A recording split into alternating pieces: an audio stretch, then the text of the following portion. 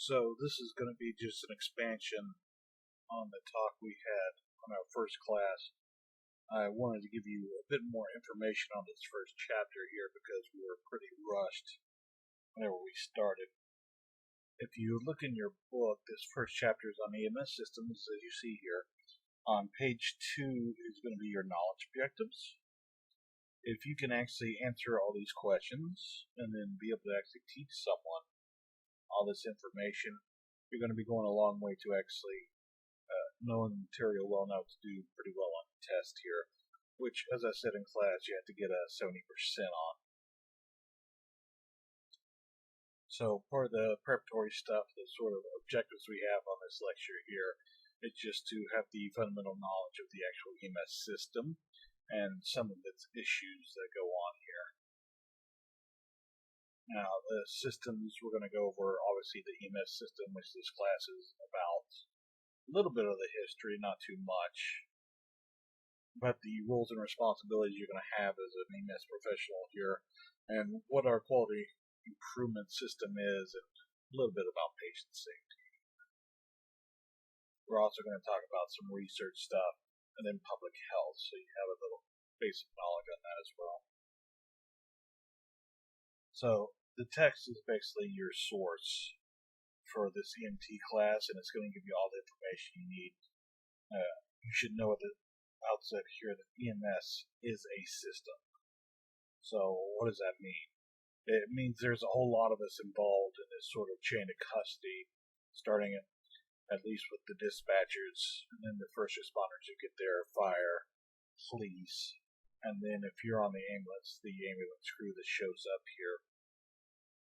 Basic point of all this is just to provide the emergency care that the patient needs, and everything we do here is going to be governed by state laws, and we'll go over some of those. So after you actually complete this entire course and this enormous book here, you can actually take the National Registry exam, and we're going to have the skills portion here at O-Trip, and then after that you can take your actual written exam, which is going to be on a computer. It's some DAC test, which means that as you get the questions right, the questions actually get harder on you. But after you pass both those exams, you're going to be certified with the National Registry. Certification basically means that you're actually on a roll with the National Registry that says that you're a competent EMT. And from that, you can apply for your license here in the state. The license is a thing that actually gives you permission to practice medicine in a state. Now, you're also going to need the permission of the medical director on a job and that sort of stuff, because if you just show up now on a scene of a wreck or something like that, you can only render first aid that anyone can do. You can't do any advanced stuff. So most states, there are 4 licensures, and in Oklahoma we have all of these. So EMR, EMT, the advanced EMT, and the paramedic, and we'll cover these here in a bit more detail. So an EMR has very basic training, so they can do some assessments and maybe some immediate medical aid, things like CPR and AED. They can use a BVM, which we'll go over here, and help the patient breathe, that sort of stuff. Just the things that a normal bystander can sort of do here, but they do have a bit of medical training so they can understand sort of what's going on here. These people can actually assist in the ambulance. They can drive the ambulance in some rural services, but they can't be in the back by themselves with the patient. In order to do that, you have to be at least at the EMT level. So an EMT has basic life support skills. That means that it's the building block, the foundation of everything we do in emergency medicine and the pre-hospital sort of environment. We're going to be using AEDs, and we'll go over airway adjuncts and what those actually do. And we can actually assist the patient. We can't give, but we can assist the patient with certain medications that they're prescribed that can actually help them improve their outcomes.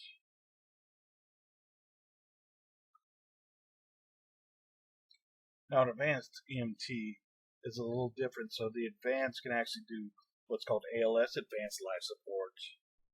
In this state, it means things like they can start IVs, they They can have fluid therapies, and they can actually administer, even if the patient is prescribed several medications, there's about 7 of them they can actually give. So it's a bit more training than is actually given in this class to become an advanced EMT. Now, the next level is going to be the paramedic. This is usually where it ends in most states. They're going to have more extensive ALS training, so they can do things like put it in an endotracheal tube, which means a breathing tube. So they'll put a plastic tube into someone's trachea so they can breathe. They can give a lot of emergency pharmacology medicines. We can give something like 60 medicines. Now, if you're on a helicopter and are a paramedic, you can give much more than that. We also implement some cardiac monitoring so we can see what sort of heart rhythm they're actually in. So it may not be normal, it may be fast or slow, and there's several in those categories. And a lot of other advanced assessment skills and treatment skills that the paramedic can do. It's a bit more training than what you're going to get here. But like I said, the EMT is the building block level. We're all EMTs, and we all start with BLS stuff. Like I said in class, the BLS are the things that are proven to work, and they sort of work the best and give the patient the best outcome, especially in things like trauma. Now, this course is basically going to have 4 learning activities here. It's going to be these lecture presentations, which we have in class, but it's going to be really important that you read your book here. So in this first week, it's going to be chapters 1 through 4. So it is a good bit of reading, and it's dense material, but you're actually going to have to know this stuff for the National Registry. So you do need this building block sort of information before we get to the funner stuff, that sort of thing. And we're obviously going to have some classroom discussions on all this stuff. And there's going to be quizzes and lectures in class. But as far as lab goes, we're going to give you step-by-step demonstrations on how you actually do these skills and perform. Now with lab as well, there's going to be some skill sheets. And then throughout, we're going to have case presentations. Now, we have this on Moodle, all these case presentations. So these are all worth about a test grade for you, and they're going to have some scenarios in most of them, at least 5 of the 6, that you're going to have to think about. So, like I said, the EMTs are the backbone of the EMS system in the U.S. As far as you're concerned, this is basically a 16-week class between 10:14 and 10:15. But it's very important that you know that this is the important foundational stuff. And it's very important to me that the EMTs are very competent coming out of here. And we're going to help you with that, obviously, but it's going to take a lot of work on your part for you to meet us halfway. By the end of this, you're going to be competent enough to provide actual emergency care to people who are very sick or very injured. And you're going to help their outcomes before they even see a doctor. Now, licensure. This is important. I made sure in class that you understand the difference between being certified and being licensed. So certified, like I said, is being entered in on a roll. But licensure is the actual legal authority to practice medicine in your home state. It's the same sort of thing that doctors have to go through. Like I said, they all have to be licensed. Every medical professional has to be tested at some point. Now, after you're tested, you can go through and do some continuing education credits and keep learning, which is very important. Throughout this job, one of the best things is that you're going to be learning throughout the entire time. But if you're something like credential, that's just a verification process for your qualifications, whereas certification is going to be registered on that role because you're going to be credentialed, basically.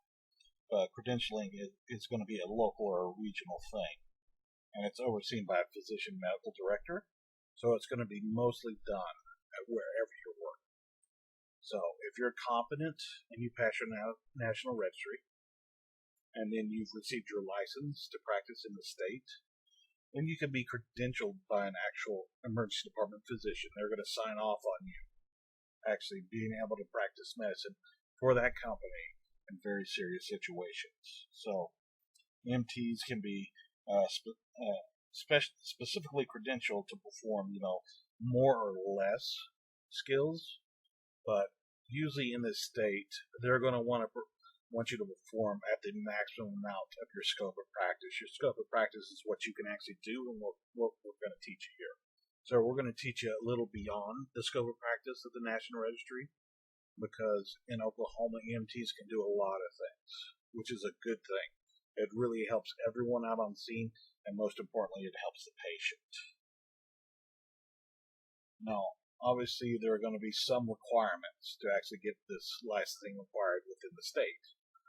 You're going to have to basically be a high school graduate.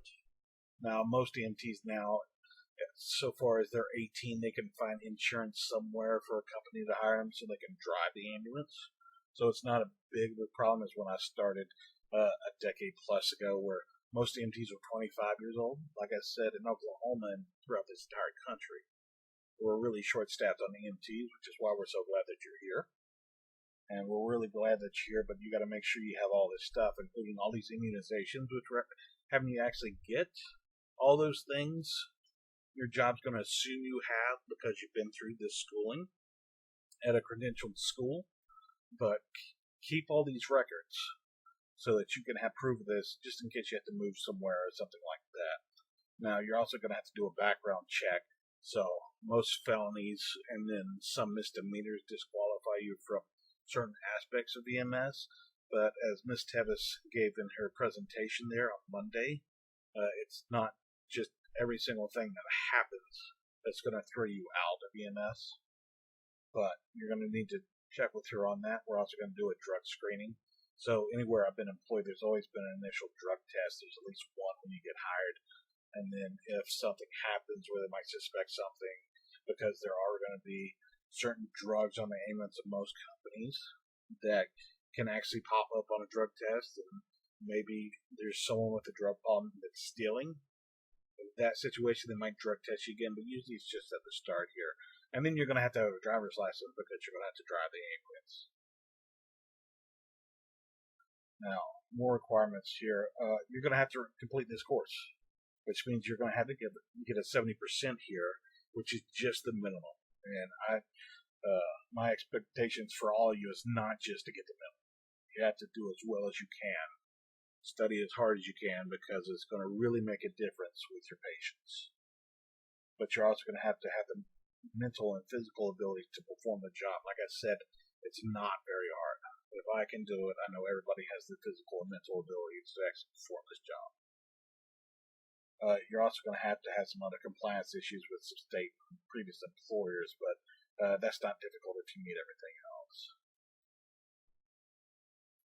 So the Americans with Disability Acts. So the ADA basically protects people who have disabilities from being denied access to program services. So you know how most places are going to have an accessible bathroom for people, or a ramp to actually allow them entrance to the building that's wide enough to fit a wheelchair. That sort of stuff is covered under the ADA. So there's a little more to that. So Title I of the ADA, though, is going to protect EMTs with disabilities who are actually seeking employment. So if there's an employer that's big enough, they have to comply with this ADA and have a certain amount of leeway with people that apply, so that they can actually get some of these people in and get them jobs. So it actually means that there might be a bit of modification of the work environment, how the job is performed. There are some things that's going to exclude people, but it's not a whole lot of things. Like I said before, there are background checks involved wherever you work.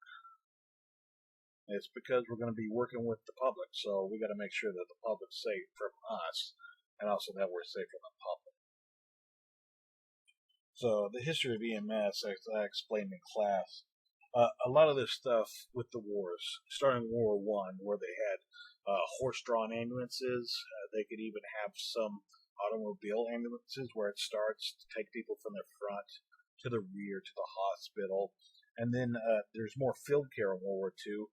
They were given things like plasma to people who had been shot, who had lost blood, so they can actually clot. And then when Korea started, The big thing there is actually the rapid helicopter that they can have. They can take wounded people on a helicopter from the front to a mobile surgical hospital, usually a mobile army surgical hospital, so they can get some sort of definitive care and surgery. So all these things started kind of adding up, and then people started getting discharged from the army, and they saw how competent these people were whenever they got back home, and they said, hey, we can kind of use these people. Now, 1966 was a big year. Now, this paper, Accidental Death and Disability, this is called the White Paper, as I explained in class. This started EMS, so it's very important. The reason for this is that in the 60s and the 50s, as I said, even when I was growing up, people didn't wear seat belts. Cars didn't crumple easily. There weren't as many airbags. People died a lot more from this sort of trauma. And so this accidental death and disability, that's why the subtitle is going to be The Neglected Disease. The neglected disease is trauma. And with so many people dying, getting into a car wreck, especially at high speed, with these interstates which came along in the 1950s, there are a lot more people, particularly young people, who died in this. So because of this paper, some things started to happen. In the early 1970s, the Department of Transportation actually published a curriculum so that EMTs can actually do some things, especially work the scenes of accidents. That's why the DOT is the one who publishes the curriculum, because at the start we were just supposed to work things like auto accidents on the streets. We didn't do things like heart attacks and strokes. That sort of stuff wasn't thought of at first because of this white paper. But in the 70s, in 73, you see there's Medical Services Act. In 71, big year, so 5 years after this white paper, and then the early 70s, after this curriculum was developed, the American Association of Orthopedic Surgeons was actually publishes your book. They came along and published the first book. It's called the Orange Book, which is why there's a nice orange stripe at the top of your book. Most of these have the color orange in them. This was the first EMT textbook, and they took this curriculum so that there can actually be some training of these people that are starting to work on exams. Now, there was some standardization efforts, which means that they tried to get everyone on the same page. So from state to state, all the EMTs are kind of trained the same, which wasn't really happening until the 90s anyway, but a lot of things did happen. So the standard curriculum, like we said, started in the 70s. In the 80s, advanced levels of EMTs came along. Now, before this was standardized, there are a lot of states that had their own sort of levels. You can take a look in Virginia. They started off giving people EMT IB, was the actual certification level, and that was just EMTs that could start IBs in Virginia because they had a lot of rural services. Now everybody started in the 80s to actually get what they called EMT intermediates. Now they're called EMT advanced because they have a lot more knowledge. It's not just a skills-based level. There's actually more knowledge that they have to learn, particularly about OB, pediatric, geriatrics, that sort of stuff. And then in the 90s, this Agenda for the Future came out. And if you look here, this EMS Agenda 2050, that's actually based on that 90s paper, the EMS Agenda for the Future. So we actually want to implement all this stuff from the 90s by at least the year 2050. And there's a lot of stuff in there. So in the 90s, basically the National Highway Transportation Safety Administration, which is the department from the Department of Transportation that actually helps run the EMT curriculum and that sort of stuff. They wanted to kind of examine things from a national perspective and make sure everybody, starting in the 80s and the 90s, were all trained the same and they all had the same levels. And they created this EMS Agenda for the Future in the 90s. It was basically a standardized plan for the levels of EMS providers and the education that went along with these providers. So it kind of tried to make a seamless delivery of the EMS care across the entire United States, so that if you had a wreck in Virginia, the care would be the same as if you had one in Texas. But in 2019, the National Highway Transportation Safety Administration, they revised this document It was much the same, this Agenda for the Future document, but they revised it into the EMS Agenda 2050. So these level of training, at the national level, your scopes of practices, which are, as I said, the things you can do, were given guidelines on the national level, and these were kind of filtered down to the states, which actually has a law that regulates the EMS operations, which is why you're licensed on the state level throughout the country. Now they're trying to get the states from Oklahoma, to Texas to, Oregon, whoever, to actually have some reciprocity. So someone that practices in one state can easily transfer their national registry and license to another. That's a little hard in some places. Florida, for a long time, didn't recognize the national registry, that sort of thing. But the state level EMS administration offices are actually the ones who control EMS. Now, locally, it's your medical director. Your medical director that provides oversight and then supports the personnel. So they do all sorts of things. You can actually call them up on the phone in most services, and they will answer and give you advice. Now, before they do that, they're going to sign you off that you actually know the standards of care and the protocols, the standing orders, basically, which we'll go over. That you should know that already. But when certain situations comes up, a lot of times something might not be in those standing orders, and you're going to need some clarification. And that's what medical direction is for. Now, it could be your actual medical director, or it could be an emergency department physician that you're taking the patient to at that hospital. It can also be poison control. And you should know their phone number, by the way, for poison control. It's really important. They keep all the statistics on the people that, overdose or have accidental poisoning. And it's 1-800-222-1222. So I've called enough that I know that. But these national guidelines here, they're pretty much intended to keep things consistent across the country. But the only way, a medical director can allow the EMT to perform a skill is if that state level, which is kind of based off the federal level, but usually in most states it's expanded, but the medical director can allow you to perform everything the state says you can. But he can also say that I want my EMTs not to do this one thing that the state says you can. So in the Oklahoma State, one of the things that you can actually do that's above the federal level curriculum, and we'll teach you how to do, is something called supraglottic airways, and we'll show you King Airways and iGels and all this other stuff. So you can see these levels of training, they kind of overlap, and they work in a synergy with each other. The one that you're going to interact with the most is going to be medical direction, but at least every 2 years you're going to have to actually reapply for your state license, which means you're going to have to show that you've taken the initiative to actually learn some new things. So, public-based BLS and immediate care. The most important thing is people trained in CPR. So it's important. It's one of the most life-saving events when they started teaching the public CPR, and we're going to teach you all here on our next lab how to do this. But the other thing that's going on is this use of AEDs. So if someone has a heart attack, passes out, and their heart's in an irregular rhythm, these AEDs will actually shock them. And your CPR helps these things actually work. And it's one of the biggest things that's actually led to increased survival from cardiac arrest in the public. You're going to find these AEDs in places like airports and gymnasiums, like I said. But it's one of the most dramatic developments, and it's one of the things that helps public health the most.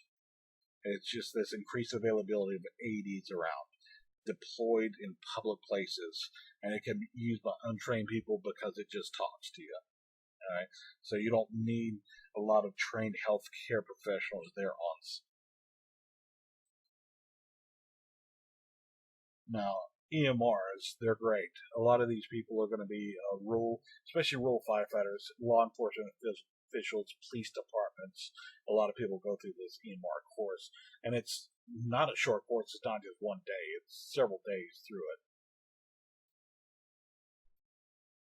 And they're very helpful when you show up, and there's EMRs on scene just to assist the EMTs on their arrival, give you a lot of information, that sort of stuff. but their focus is providing the stuff that works, the BLS care. A lot of the stuff we're going to teach you, we're going to teach you a little more than that, but they use limited equipment, and they're very, very helpful. We're very glad when we show up on scene, and there's somebody there that sort of knows what they're doing. Now, your EMT course, like I said, one of the things that's going to be very important is that all these EMS courses are going to be competency based, which means that you're not going to just have to know the bare facts of things, but you're going to have to apply this knowledge. And this knowledge comes in about 200 hours of instruction, and you can tell why by how big these books are. This is only a 16-week course, and you're going to have to do a lot of reading, and you're going to have to digest this information and know it, and not just be able to regurgitate it, but be able to think about it deeply and how to apply that to living human beings that are your patients, that you're taking care of, that you're trying to help. But you're responsible for the care on scene. A lot of times the EMTs are going to be the highest level professional on scene when they first get there. So you're going to be doing all the assessments. You're going to care for the patients. You're going to make sure that you package them up, which means for transport so they don't get hurt. And you're going to transport them safely to the hospital so they can get that definitive care which they really need. Now, advanced EMTs, they have something like 400 hours of extra education, and it's not just skills, which your book is going to highlight here, all the skills. But like I said, they have a lot more education. So they're very helpful, and I like working with advanced. They can start IVs for us. They can do advanced airways, and then, like I said, they can administer something like 7 to 10 medications, and they're really knowledgeable individuals. Paramedics, they have, it says here 1,000 to 1,300 hours. When I was training, it was much more than that. Just my clinicals were 650 hours that I took, but it's a lot more education. But no matter how many courses you take here, a lot of it's just going to be a survey, a pre-hospital emergency medicine, and a lot of stuff that you're going to learn is going to be on your own, and it's going to be self-motivated, that you're going to want to know more and more. And it's going to be stuff that people tell you, that people teach you, and you go back and learn, and you read the studies and the best way to care for people and all that stuff. But their training covers a lot of extra skills, basically. But I want to stress for you, we're not a skills-based action profession. We're a knowledge and competency-based profession. So most of the stuff that you're going to do is going to actually happen just in between your ears and your brain. Most of the stuff you're going to be doing just thinking and thinking about helping people. All right, the components of the EMS system. Now, all this stuff is certainly true. Now, it's comprehensive care. We do a lot of stuff for people that really helps them out. It's going to be evidence-based, which means it's going to be based off scientific research now. It's going to be well-rounded care. Everybody gets the same standard of care. It doesn't matter who you are. If you're homeless, if you're the richest person in Oklahoma, it does not matter. You're going to get the same care from all of us. You're going to get preventative care. So it's not just caring for people that have, gunshots and stab wounds and stuff. It's going to be a lot of education for people. One of the most important sort of hallmarks for emergency medicine is going to be what's called the teachable moment. This is talking to people and giving them this preventative care. And it's going to be very comprehensive. And you're going to have easy access to patient records in most places you go to. There's not a lot of places anymore, even rural places, that you're going to have to use just paper run tickets. You're going to be using computers a lot. You're going to be able to pull up these people's information. All right, public access. All right. So the basic start of this is going to be the emergency communication centers, where the dispatchers dispatch fire, police, and EMS. So in Oklahoma City, if you're able to actually walk into this place, you're going to see 3 separate sections. There's going to be the EMS dispatchers there. There's going to be the fire department, the police dispatchers there. They're all in the same place. It's very advanced stuff. Now, if it's going to be an enhanced 911, it's important that you know that enhanced 911 actually shows people your address, or at least your general location, within a few feet, really. So if you call from an apartment building, we can find the building. If you call from a house, we can find that house. That's basically what an enhanced 911 system is. But the 911 system is for public safety, which is the full range first responders. It basically features 5 key aspects here.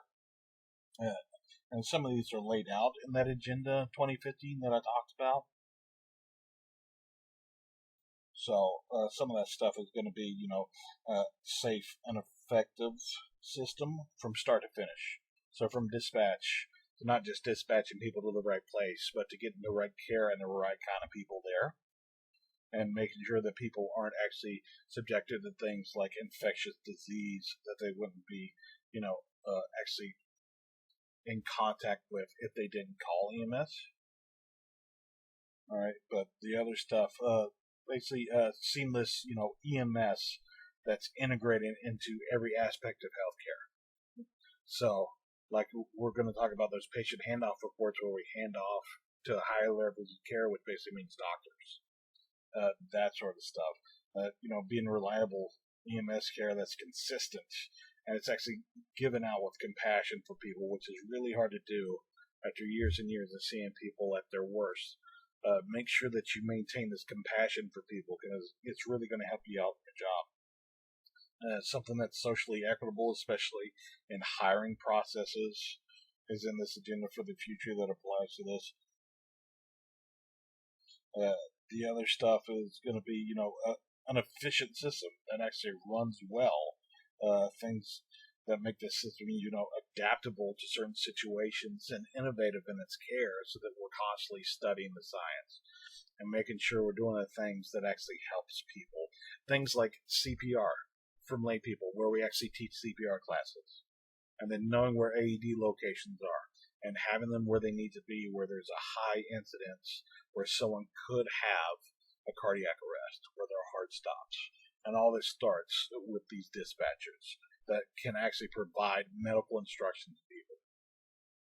So these EMDs, they're not just dispatchers, they're people who've gone through a long, long class. And just the training before they take these tests lasts something like 7 to 8 months. If they're really on the ball and really studying their stuff. And these people listen to some of the worst calls you ever hear in your life, and they provide medical instruction for these people. So the human resources is basically focused on you, the people that's going to deliver the care here, making sure that you're actually, mentally well, that you can actually perform this job over long periods of time, not just physically, but mentally as well.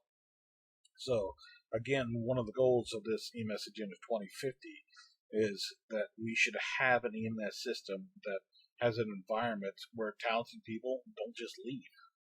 That's one of the goals for this, and we're trying to implement that wherever we are. Now, we got to make sure that we ensure that these EMS providers, which includes you, can actually move from one state to another, like I said, reciprocity before, and the National Registry certification actually really helps with that, and it facilitates people moving from one state to the other and still be able to maintain the job as a first responder that they want. All right, medical direction. Like I said, these are physicians. These are MDs. These are DOs. The people that are doctors that can perform surgeries, that are emergency medical, physicians that work in an emergency department. These are the ones that are going to authorize you to provide care in the field.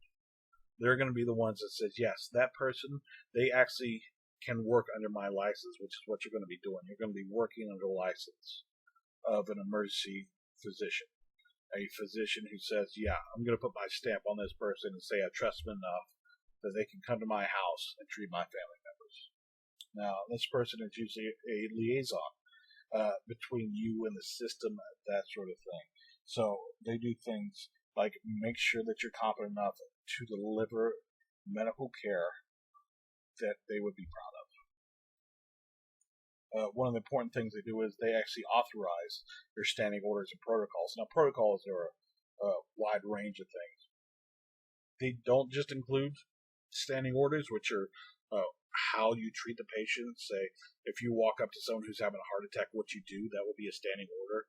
But protocols have a lot of other things, and protocols will have things like What abbreviations can you actually use in your run reports? But the real backbone of these are going to be your standing orders. And these are things that make sure that you provide the appropriate care. All right. And they're established by these medical directors who I said before can actually make sure that you practice your full scope of practice within the state, or they can say, I don't want my EMTs to do this or that sort of thing, but they can't give you more than what you've been trained to do. Yeah, it's important to know this offline and online medical control stuff. Okay, so we talked about standing orders before, which is going to basically designate what you can do. Now, this medical control stuff can be done mostly by the medical director. It can be done, like I said, by poison control and emergency department physician. But if it's going to be online, which is also called direct, that's when you're talking to someone on the phone or on the radio, and you're going over a treatment plan, or they're giving you a treatment plan, and you repeat that back to them, and then you implement that treatment plan. That's going to be online medical control. It's going to be direct communication with someone who is licensed to give you medical control. All right, it's usually at some sort of base station or hospital. Like I said, it can be poison control, which is going to be a really important one. It's going to be the one that I interact with the most. Now, if it's online or indirect, it's going to be the same sort of term, offline, indirect. These people can consist of just your standing orders. That's going to be offline because it's already written down, and most of the situations can be directed by the standing orders. But it can just be your training, and it can be supervision either by supervisors in the field or a lot of times by the medical director themselves. All right.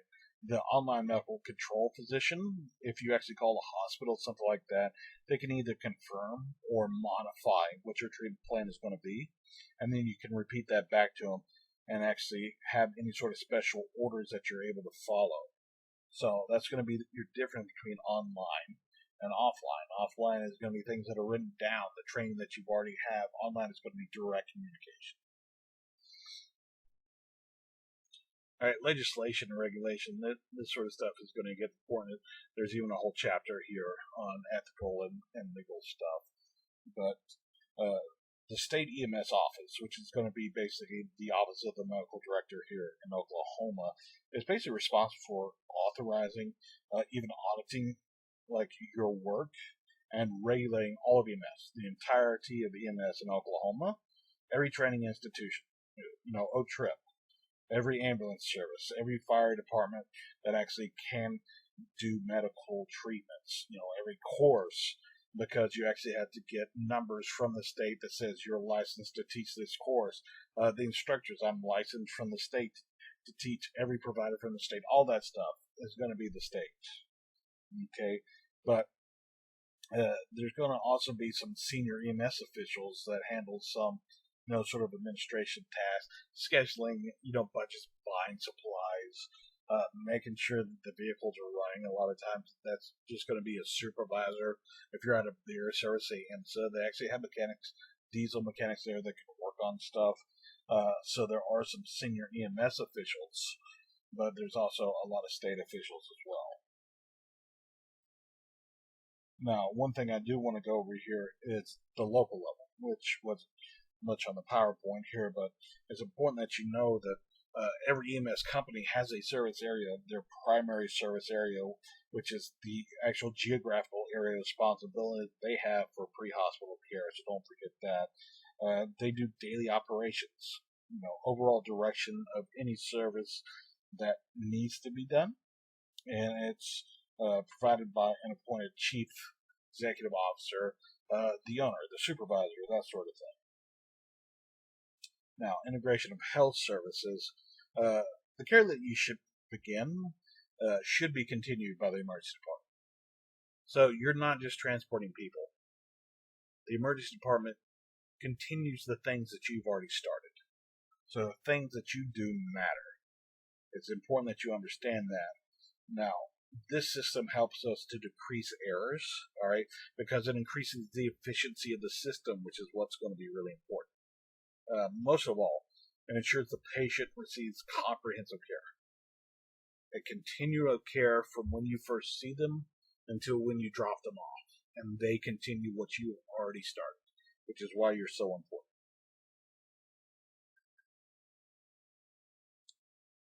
So the mobile integrated, this is called an MIH. It's basically a method of delivering healthcare, and it uses pre-hospital providers for like a spectrum of resources. So there's a lot of things that EMS does that you might not think about. I've told you before about basic social services. We can talk to adult protective services in case an elderly person is being abused, that sort of stuff. We do a lot of things like that, and we make sure that people get the care they need, not just emergency department stuff, but things like we take them to the hospitals that offer mental health care so that they can get that care that they need, the care that the person needs when they can't take care of themselves. Okay, the basic goal is to improve the access to the healthcare system and to keep the prices what they should be. Now, American healthcare is very expensive, very expensive. But this whole thing is done by an entire team of professionals. Okay, now I know it's very expensive stuff, but we're community based, which is why we have that primary service area, because we interact with a community of people. All right, and that includes our patient's family, the people you work with, the people you hand the patient off to, and a lot of people you don't even see, you might not think about, the people that clean the hospital room, all that stuff. It connects the patient with the resources they need. Social services in the hospital is a good example of that. And one of the advantages is basically that it offers access to the patient for the care that they need within their own communities. They might have limited medical resources, but we get them to the place they need to go. One of the things that's going to be important to know, and it's part of this agenda for the future here, is community paramedicine, which is basically going to be public health. So we'll talk about them more in a minute when we go over public health here. Public health is basically preventative medicine. So this MIH, it makes sure that there's the resources needed, and these community paramedics actually goes out to the community, which is why it's in their name, and we're all part of this community. Okay, information systems. Basically, one of the things you need to know, you're going to have these computers here, and once that information is stored, it has to be kept so that people can actually get in and access it that shouldn't be accessing it. All right, this is electronic information, but it really helps improve your care. It improves things like knowing what patients' medications are if you pick them up before, even if they're unconscious. You're going to know what their allergies already are. You're going to know what their medications already are, so long as you have entered that information into the computer. And it's going to be electronically stored for you. So it's a really big help, because most of the information that you're going to need is the patient's previous medical history. Has this person had a stroke before? Have they had a heart attack before? That sort of thing. Now, evaluation. It's important to know here that the medical director, the one over your actual company, is responsible for maintaining quality control. Okay, so that means that all members of the staff meet the appropriate standards, okay, on each and every call. So there's a standard way that we run the call. Right? It may be different from what's done in class, but there's a standard way that a call, a certain logic that goes along with the call here, and each individual provider that's there, they're responsible for maintaining that high quality of care that they actually practice in their medicine. Now, adopting a just culture. Part of the things you need to know that this is a promotion of a learning culture. Okay, you're going to be accountable as an employee. It doesn't mean you're not going to mess up. You're going to be held accountable. That doesn't mean that you're going to be immediately fired as soon as you messed up, or I'd never have a job. Okay, but you're going to be accountable for things like behavioral choices, how you run a call. Okay, but we're going to make sure that it's going to be fair and accountable. Okay, it's not just going to be just strict justice accountability. There's going to be some mercy there, but basically, what you need to know that it's going to be a learning opportunity every time you do something incorrect. And you need to remember that throughout this course here, because we can't have punitive cultures where people and errors are just treated with shame, all right, and blaming people and trying to eat their own young. What this just culture is a more productive approach for actually managing errors, and that's really important. It's a good strategy to help promote a culture that learns, because that's what EMS is a culture that learns, and it has choices that need to balance fairness and accountability. Okay. Now, if you're just negligent, that's one thing, but if you're trying to learn and you're trying to be there and actually do the job well, do the job with compassion, that's going to be noticed. I promise you it's going to be noticed. All right, CQI, continuous quality improvement. So this is a process, and it's proactive. We do it before something bad happens. Okay, and we're basically trying to make sure that the strengths in the system get addressed, and we build upon those, and the problems in the system get addressed. Now, the CQI process, you're going to be involved in it, but know that the CQI process is for the system to actually run efficiently, because we have a standard way of running calls. The system is going to be important, so there's a standardized level of care. Okay, so it basically reviews and performs audits on the system. Like I said, even though you're going to be involved in it, and maybe they review and audit things like your trip tickets, the reason for them doing that is to improve you so they can improve the system. All right, their basic goal is just to minimize errors. All right, the way they do this is this plan, do, study, act cycle. Okay, so the first thing is they make a plan. All right, and then they implement this plan. But they don't just stop there. They actually research what happens in the outcomes of this plan, which is the study section. What things worked well, what things didn't.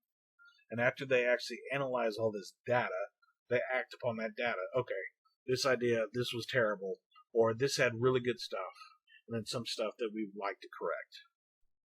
All right, and that's going to be the act phase. And this is a continuous cycle. It's like a water wheel, or you can think of a windmill that keeps going in circles and thinking and planning and doing and studying and all this stuff. Now, in the CQI, we should actually go back here. There are some parts that you have to know. Okay, that's not on this slide. What you should know that we basically work in what we're trying to implement is a high reliability organization.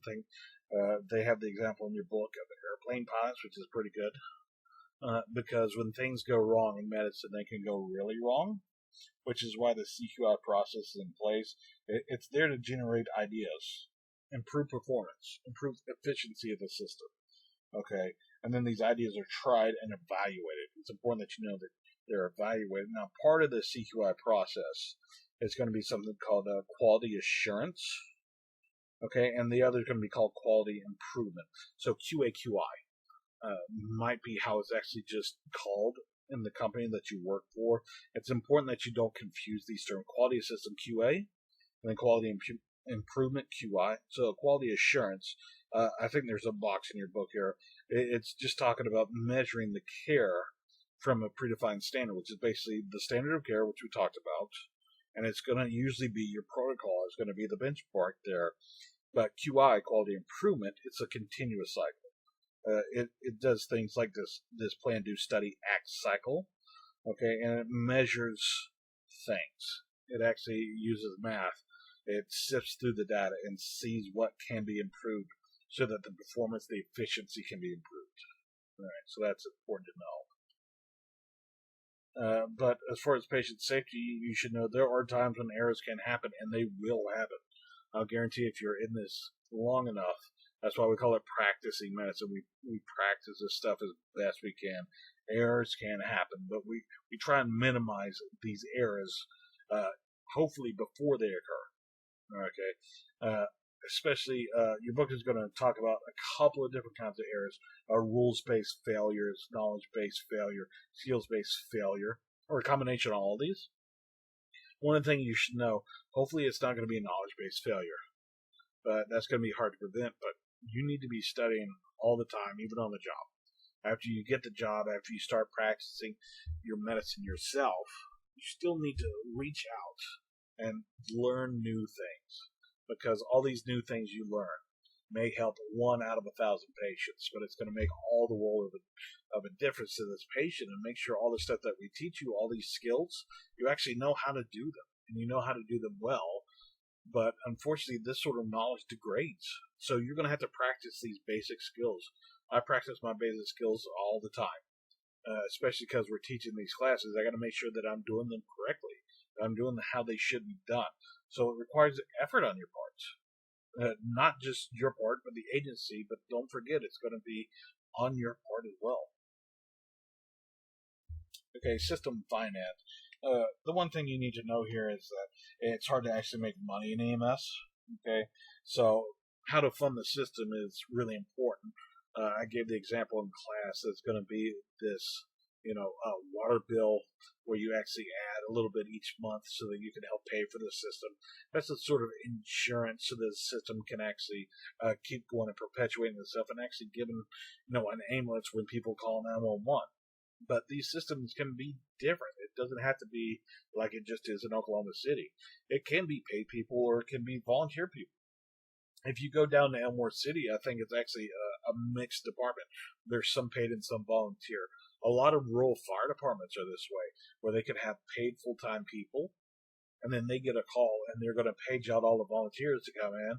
These volunteers might get paid some pittance amount, $15 something, for coming in and helping, but those would be in mixed departments. So EMS is the same way, even ambulance services. Now, when you get out to certain rural areas, especially east, a lot of these places are going to be volunteer departments, and they just come in on their free time and volunteer their time to help their community. And there's going to be several things that you're going to be asked to do to help this system. When you go on your clinicals, you're going to notice a lot of times at the end of the call, we're going to ask for signatures. And there's going to be a little spiel there, something like, what this actually says, sir or ma'am, is going to be that it was okay for us to bring you to the hospital, so you actually gave us permission to do that. That's going to be one thing. So you're going to sign that. And it also gives us permission to bill your insurance so that we can get at least partially paid on this call. Okay, and it gives us permission to bill that insurance, so we secure signatures usually at the end of the call, sometimes at the beginning, especially if it's going to be, a pediatric patient, something like that.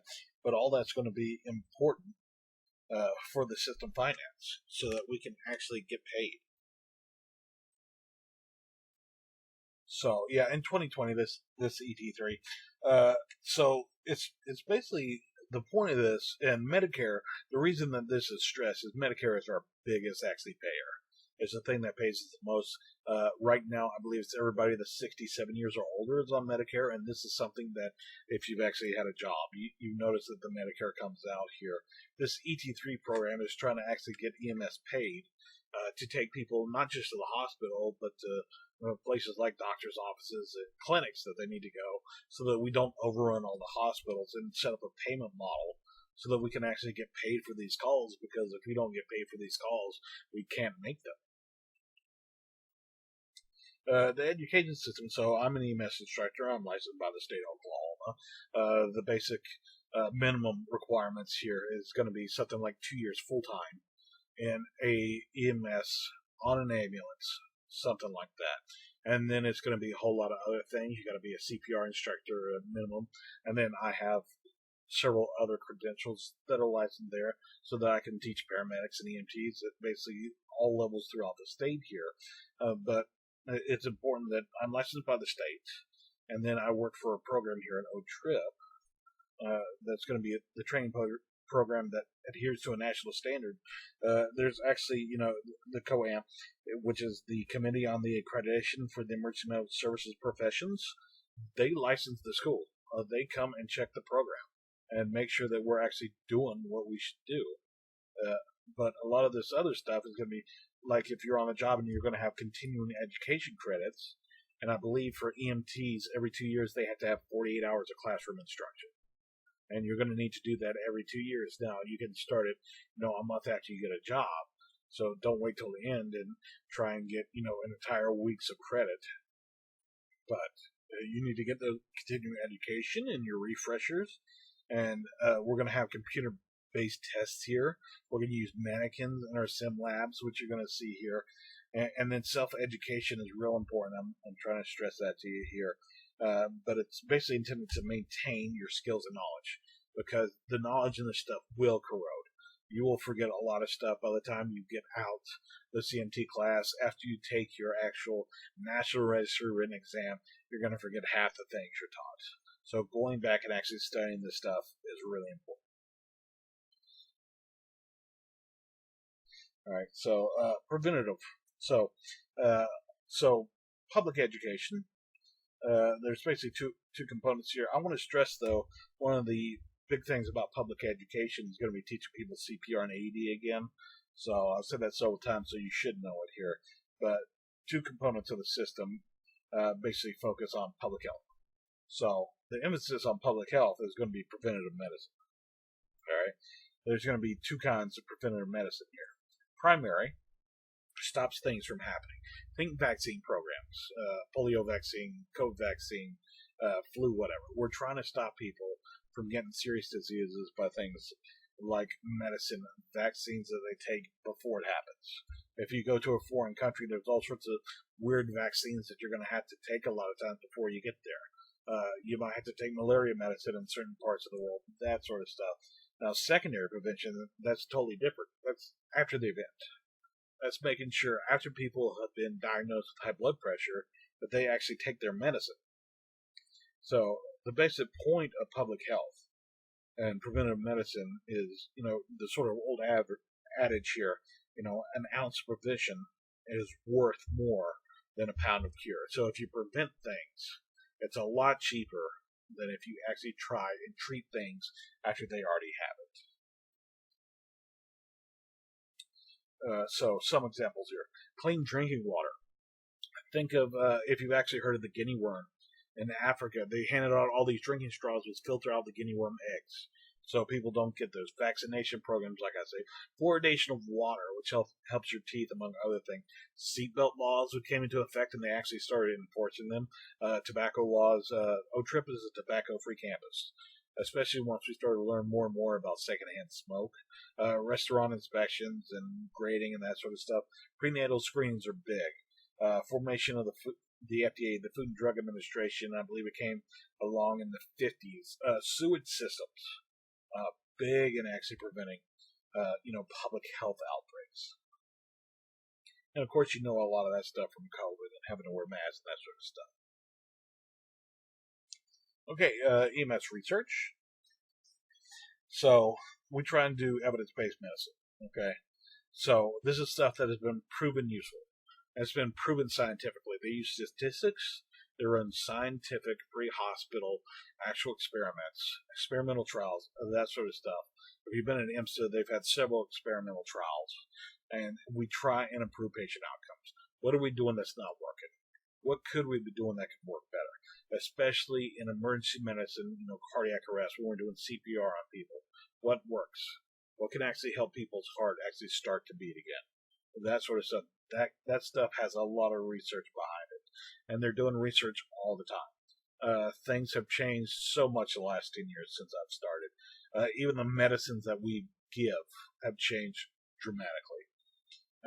Many of the systems in the States, they consult with the National EMS Model clinical guidelines. These guidelines are basically, they take all the information from all this research, they collect it together, and they give recommendations to the states. Hey, you should start doing this. All right, that sort of thing. That's what we're talking about. Expert consensus. It's expert consensus because they actually check on the current research.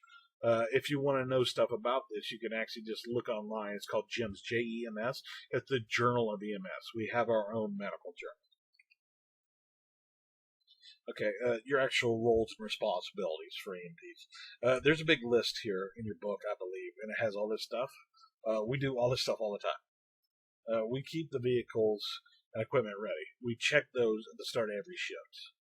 We ensure our safety. We want to get home at the end of the shift. Not just us. So we're going to start with, I'm number 1 on the ambulance, my partner's number 2, and the patient's 3. But we want to make sure the patient is safe too, that the family's safe. All right. You need to be familiar with the emergency vehicle operations. They have an EVO class, emergency vehicle operations. You're going to take that wherever you start to work. You should have some sort of on-scene leadership, which means you're going to actually have to communicate with people. You're going to have to size up the scene and evaluate it, and then apply your own mind and your own leadership while you're on scene. Call for additional resources. This stuff is going to be covered in lab, especially in what we call the first five, which is going to be making sure that you have all the protective equipment you need, the scene's safe. If someone's stabbed, make sure PD's on scene before you get there so that someone's not going to come at you with a knife, that sort of stuff. Making sure you have additional resources. Not just paramedics coming on the scene, but you might have to land a helicopter. You might have to call for a trauma surgeon for a field amputation. All this stuff is additional resources, additional firefighters, all that stuff. That's all additional resources. Make sure that you know how to gain patient access, and then actually have your retreat planned. Have a plan for how you're going to move this patient, which is hard to actually learn when you're first starting out. You're going to perform a patient assessment. You're going to look at the patient, and you're going to give them a medical assessment to see what you think could be wrong with this person. Give emergency medical care, okay, while you're waiting for additional resources if you need them. But I'm going to tell you that most of the time, 95% of the calls, you're going to be able to run. And you should be able to run at the end of this class. You're going to give emotional support to patients and their family members, because you might show up and the patient is obviously dead whenever you get there. So you're going to have to talk to patient's family and give them emotional support, which means empathy and sympathy whenever you get there. You're going to maintain that continuum of care, especially with your handoff reports, so they continue the things you've already started. All right? You're going to resolve emergency incidents. Uphold medical and legal standards. There's going to be legal stuff, things like if there is evidence on scene of a sexual assault, you need to put that evidence in a brown paper bag. You don't put it in plastic bags. You put it in paper bags, and the police should have those there. All right, and then you ensure and protect patient privacy. That's very important. We're not going to talk about this stuff, especially when you can identify the patient with people like your spouse or your family members. Now, they can give you emotional support. I had a bad day. I saw this sort of thing happen, and it really messed with me, but make sure they cannot identify that patient. They can't look them up. You don't give them a time of day or a location, nothing like that that could tell them who this person was. All right. Admin support, definitely. You can all be an admin. Constantly, professional development. So not just your educational development, but your professional development. And always maintaining a professional attitude. Okay. And then community relations. This is really important because we work within a community, and you're going to give back to this profession. So there's going to be all these professional attributes in your book here, and they're going to explain it. So things like empathy is going to be important to know, which is just an awareness or a thoughtfulness toward the needs of others. Okay, you need to be self-motivated in this job, and you need to be self-motivated in this class. Now, I'm going to help you. Everybody in this program is going to help you as much as we can, and I think everybody can actually pass this class, and they can actually do really good work, so long as they maintain professional, attitude, which includes self-motivation, self-confidence, making sure that you look like a professional whenever you show up on scene. Time management, be punctual. Punctuality matters, whether you want to be in EMS or in fire. All right, punctuality is really going to matter. Most people are going to assume that you're going to show up 15 minutes before the start of your shift, especially when you're first hired. You're going to communicate with people. You're going to communicate with your partners. You're going to communicate with your patients. So you can't just sit there and not talk to people and expect to actually do this job. A lot of this job is talking and thinking. All right? And then respect for your patients, for yourself is important. Respect for your partner. All right? Patient advocacy. What does this person want? All right? Does this person have a DNR? I'm going to advocate for that DNR. That sort of stuff. Those are do not resuscitate orders. And then you're going to be careful in your delivery of care. All right. Every patient is entitled to compassion. All right. Everyone should have respect. Everyone should have the same care, which is the best care. All right. You're bound by this confidentiality. It is very important. We have a high standard of professionalism in this job. All right, you need to be familiar with the requirements of HIPAA. This is the Health Insurance Portability and Accountability Act. All right, if a neighbor shows up and asks you what's going on with this patient, you have to tell them, I can't tell you that. They can call you once they get to the hospital, whatever you have to tell them. They can't know this stuff because these people have a right to privacy. Okay, and that includes things like their insurance information, their name, their date of birth, all that stuff. You can't just go share that with people, especially when members of the public can hear you. And I think you actually have a HIPAA video in the stuff that Ms. Tevis actually assigned for you here. So this is going to be a sort of review and example of these sorts of questions you can get on quizzes and tests, which are going to be a big part of your grade. Okay, which of the following example is an example of care that's provided using standing orders? Okay, so we refer to standing orders as actually the standard of care for particular patients. Heart attack patients, trauma patients, that sort of stuff. Medical control is contacted by EMT after a patient with chest pain refuses EMS care. Okay, if you're contacting medical control, that's going to be direct online medical control. It's not going to be indirect. EMT defibrillates the patient in cardiac arrest, begins CPR, and contacts medical control. All right. The physician gives the EMT an order via the radio to administer oral glucose. Again, that's online medical control. Following an overdose, the EMT contacts the medical director for permission to give activated charcoal, which you will do at some point in your career, so long as you basically contact points of control or your medical director. All right. So most of these are going to be online. So the answer is B. Yeah, standing orders. It's online indirect medical control. So if we actually take this question and look at it, what this question is basically asking you is, hey, do you know what indirect offline medical control is? And can you actually spot it when it happens? So I went through all these answers and I said A, C, D, all these are going to be online medical control. But B is just using your standing orders. It's the orders that are actually already there. It's your cardiac actually beginning CPR and then contacting medical control. But I know you're contacting medical control, and that's going to confuse people. But we do this all the time when we don't get a return of circulation. So your standing orders are actually going to tell you that you need to contact medical control in those situations. But all the others are going to basically be when you contact medical control and someone is awake, or to actually get orders. So B is the only one. It's indirect.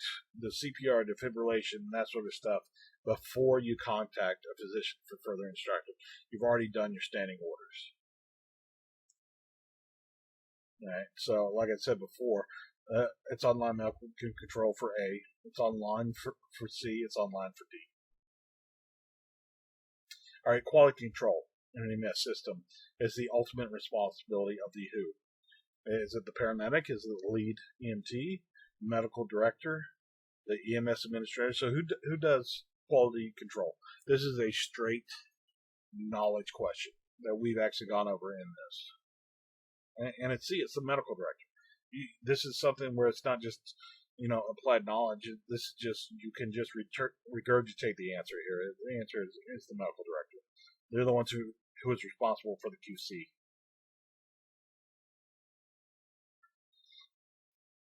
And there's your rationales there for that. You can stop that if you wanted to. All right, 3. You arrive at the scene of a domestic. All right, you hear yelling, the sounding of breaking glass from inside the residence. You should. Well, this seems really unsafe to me when I first read this question. So I could really get hurt in this. Police officers get shot all the time on domestic disputes. All right, so I don't immediately want to gain access to that patient, or I and my partner, we're throwing 2 more people in here into danger. All right, carefully entering the house and then calling the police. Well, they're going to be real happy about that when you enter the house and they're breaking glass and assaulting someone. They're not going to want you to do that. All right, so C, retreat to a safe place until the police arrive. Well, that sounds awfully reasonable to me. So what's D? Tell the patient to exit the residence so you can provide care. Well, the person that's assaulting this person in the domestic dispute isn't really going to like that, so they're probably going to come after you giving this advice here. So the answer is obviously going to be C. You don't ever enter that scene. Call law enforcement. Tell them that something is actively happening so they can come lights and sirens for you. Tell them how bad the situation is and then you're going to tell them where you're going to be in the safety that you've actually retreated to. Hey, we went down the block to such and such intersection street, you know, Main and First Street here. We're sitting here waiting for you, and we're going to be here in case something happens. So never enter the scene on these. So make sure you make sure that you get home at the end of the day. Okay, what's not a component of the CQI, the continuous quality improvement? So reviews of your run reports or discussion of needs for improvement, which is going to be negative feedback given to those who make mistakes while on call. Remedial training is deemed necessary by the medical director. So this is going to be a straight knowledge question again. And the answer is C, because the purpose is to ensure that the standard of care is provided on the call, that the system runs efficiently, which is what I said. It involves things like review of run reports. All my run reports get reviewed. If you work at others, then the ones that are very serious calls, they get reviewed. Things like cardiac arrest or stabbings or car wrecks, all those will get reviewed. Discussing the needs for improvement, providing the remedial training as deemed necessary by the medical director. Positive feedback is a thing that should be provided during this process, not negative feedback. All right, that doesn't mean that you're not going to be criticized. It means that you're not going to be put down. All right, so we don't want that sort of negative feedback loop going on this review of calls while you're on a call. Okay, things like that. All the following are responsibility of the EMS medical director, except what? Okay, evaluating the patient insurance information. I don't know why that's any of his business. That's usually finance. Serving as a liaison to the medical community. Yeah, they do that. Yeah, ensure that the appropriate standards are met by the EMTs. Yeah, they do that too. You work under their license. Ensuring appropriate EMT education, continued training. Yeah, they make sure that happens. They make sure you actually complete your continuing education. So the answer is obviously A.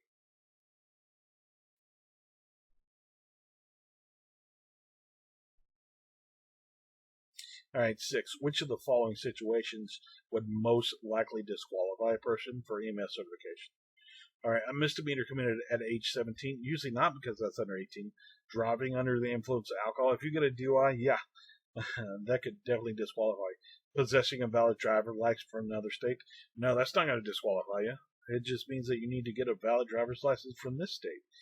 Mild hearing impairment that is corrected with hearing aids, no. If it's corrected, it's not going to be a problem. I'm going to tell you that the old school ambulances had the sirens placed above the cab, so most of the old school EMTs and paramedics have some sort of tinnitus and hearing problem. Yeah, so the answer is B. In most states, a person can actually be denied EMS certification for being convicted of felony, such as driving under the influence of alcohol, just like I said. Don't drink and drive. It's not a good idea normally, and it's really not a good idea for you because you're going to be a professional, right? Yeah. So it's important to note that most states do seal misdemeanor like juvenile records. So they're not really going to see that a whole lot of the time. What's your highest priority as an EMT? Controlling severe bleeding? Maintaining an airway? Ensuring patient safety? Or ensuring your personal safety? Like I said, the maximum is I'm number 1, partner's number 2, and the patient is 3. So the answer is D. Get yourself home.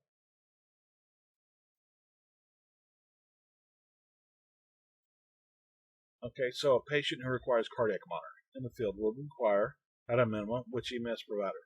So if you look back on the slides, and it says which EMS provider actually can monitor cardiac rhythms, and the answer is paramedics. So the answer is C. So you can always place this, and we'll teach you how to place this. It's just you need further education to be able to read it.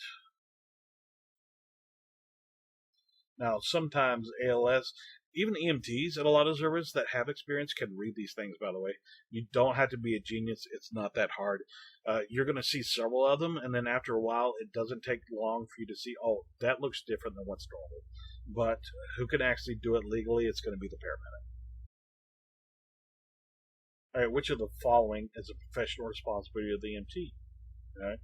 Telling the family of a dying patient that everything will be okay, that's a bad idea. Don't ever do that. Don't even do it if the person seems okay, because you never know what's going to happen and what sort of turns can happen on a call. Maintaining only skills that you feel comfortable with. I'm going to tell you to stretch out, and do things that you're uncomfortable with and learn how to do them well. That way you can actually do them in real life. Maintaining professional demeanor, even in the most stressful situations, yeah, you definitely have to do C. Advising emergency department nurses that patient reports are only given to a physician. Well, they're not. We give them to emergency department nurses, emergency department paramedics, emergency department LPNs all the time. So the answer is C. So the public relies upon the EMT to be calm, to maintain a professional demeanor and be calm under stress, because this job is very stressful.